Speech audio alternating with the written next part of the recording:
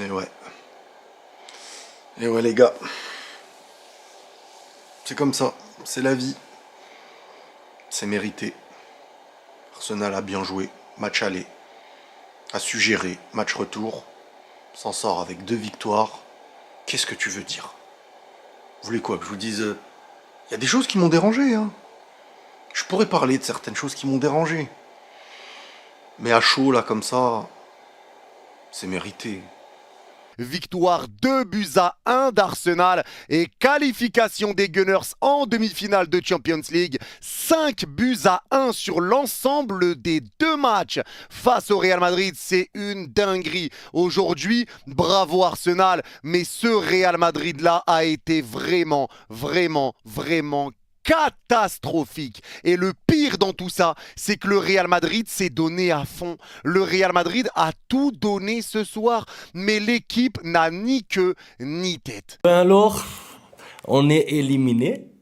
On est éliminé et on est nul. J'espère que vous allez tous bien. C'est fini le parcours en Ligue des Champions. Chanceux du Real Madrid. Dehors, ils prennent la porte. Enfin, on va avoir des équipes intéressantes pour les demi-finales avec du jeu. Parce que, je commence tout de suite par ça. On m'a fatigué toute la semaine. Des messages, des tweets, des commentaires, des posts. La remontada, on va le faire. On va y arriver. Alors, je veux bien les discours de motivation. Ça fait partie du football. Il en faut. C'est normal. Quand on te pose la question, est-ce que vous allez vous qualifier? Vous êtes obligé de répondre oui. Mais si vous avez l'ambition de remonter un score perdu 3-0 à l'aller, proposez-nous quelque chose au moins au retour. Un peu de football s'il vous plaît. Parce que moi je veux bien, on me dit remontada, etc. Mais sur quoi il se base à chaque fois? Sur l'argument principal, le Bernabeu, le toit qui est fermé. On l'a fait il y a 2 ans, on l'a fait il y a 4 ans, on l'a fait il y a 26 ans. Mais quand on parle football, en fait, il n'y a rien. Et aujourd'hui, il n'y avait rien encore parce que on s'est tous ennuyés devant ce match. Ça veut dire qu'à la mi-temps 0-0, la meilleure action du match, c'est l'arbitre. Là où il y a le plus de suspense, c'est l'arbitre qui réfléchit. Est-ce qu'il va y avoir penalty, pas penalty, parce qu'il y a un contact, mais il y a peut-être hors-jeu. C'est ça l'action de la première mi-temps côté Real Madrid. Et même la stratégie globale. La stratégie globale, c'était quoi, s'il vous plaît? Faire des centres. C'était ça en fait. Ça veut dire que c'est pas vraiment pour manquer de respect au Real Madrid, mais je m'attendais à beaucoup plus d'intensité. Je m'attendais à des joueurs qui élèvent leur niveau de jeu.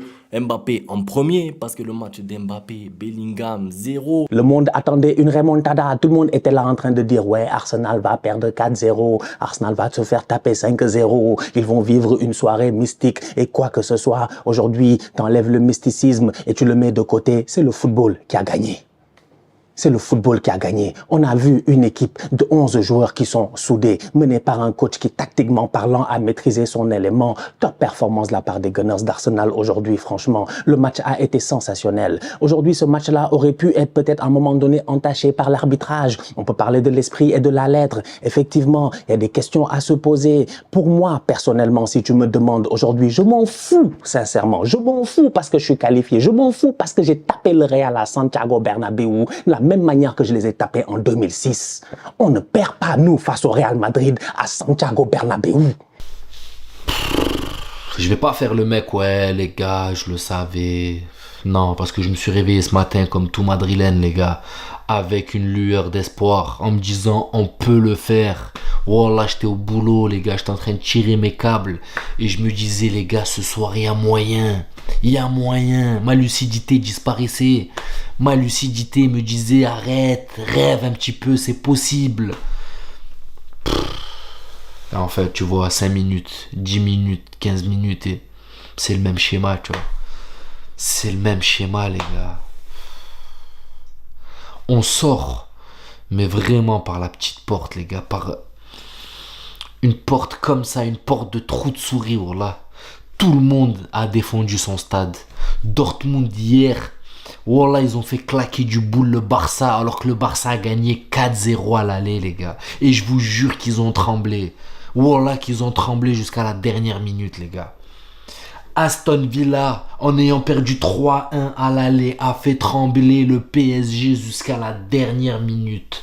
Mais nous, le Real, les gars, avec Mbappé, Vinicius, Rodrigo, Bellingham, on n'a même pas inquiété Arsenal une seconde, les frères. Wallah. Tu te manges 5-1 sur 2 matchs. dans un match où tu n'as pas énormément existé, voire pas existé du tout, t'es éliminé, c'est la vie, c'est mérité, on n'a pas à se plaindre.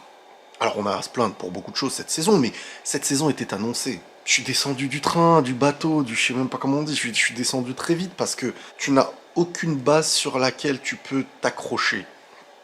Ni défensivement, c'est la fin de ce cycle. Et le Real, dans la fin d'un cycle, normalement la fin d'un cycle c'est une chute qui est longue et ça fait 3 ans, t'arrives plus. La fin d'un cycle au Real Madrid, c'est l'année dernière, t'as la Liga et la Ligue des Champions, donc tu vas pas toujours gagner. Surtout quand il n'y a pas la manière. T'as besoin à un moment donné que la vérité te rattrape. De repartir avec Xabi Alonso sur la fin d'Ancelotti. Il n'y a pas de construction, il n'y a pas de création. Et ce match, si t'as le ballon, bah c'est parce qu'Arsenal sait qu'il y a +3 pour eux et te font reculer. Et Courtois qui retarde l'échéance, comme d'habitude, toujours en train de... Courtois, il est exceptionnel. Exceptionnel, il retarde l'échéance d'un match où de base c'est fini. C'est fini en quelques minutes, même si...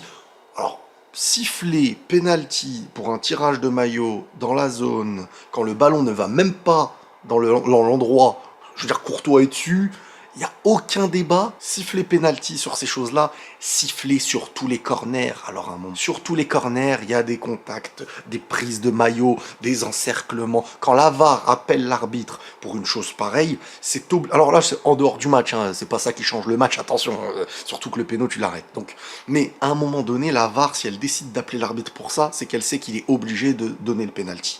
Alors qu'un truc comme ça, t'as pas à siffler penalty, ou alors, tu le siffles sur chaque corner, et ça n'a plus aucun sens derrière.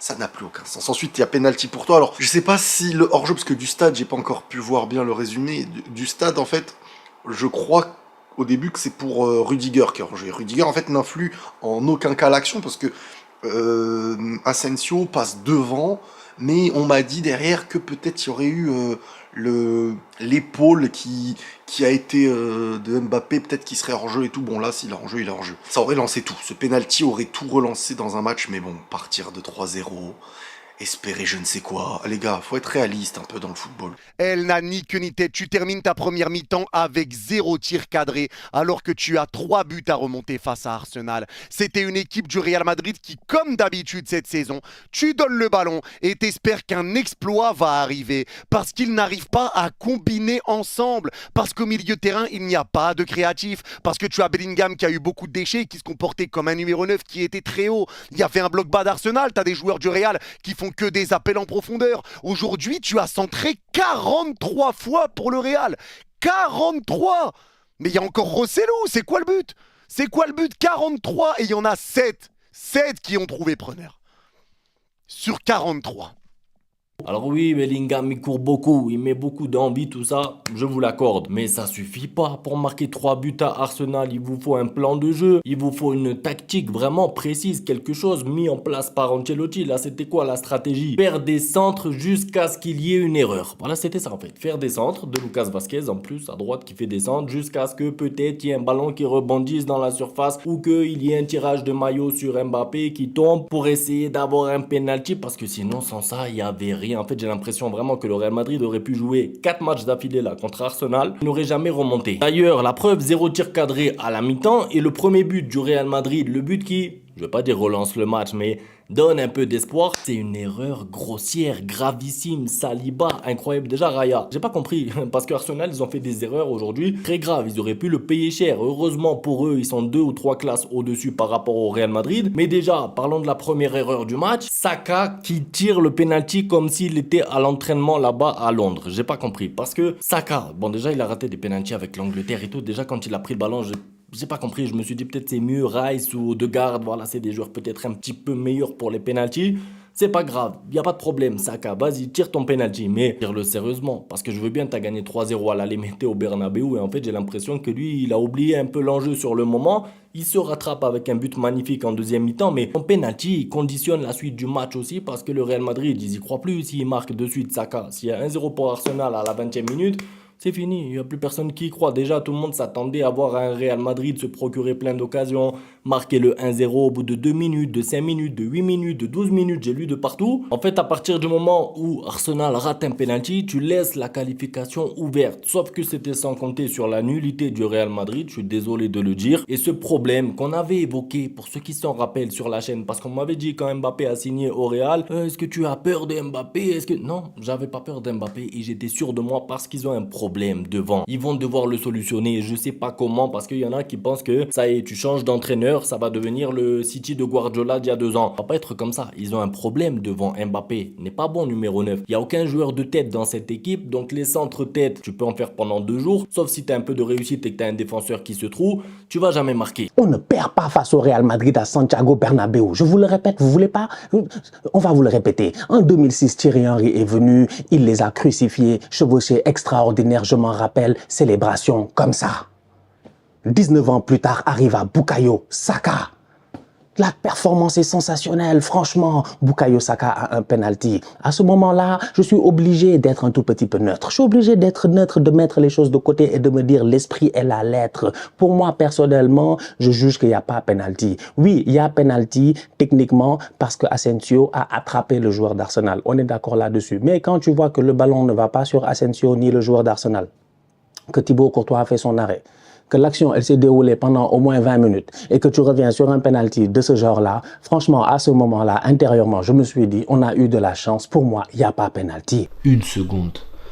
Avec ces noms, les gars, alors que la saison dernière, les gars, on a fait tomber le Bayern avec des Rossellou, avec des Brahim Diaz de seconde main, avec des...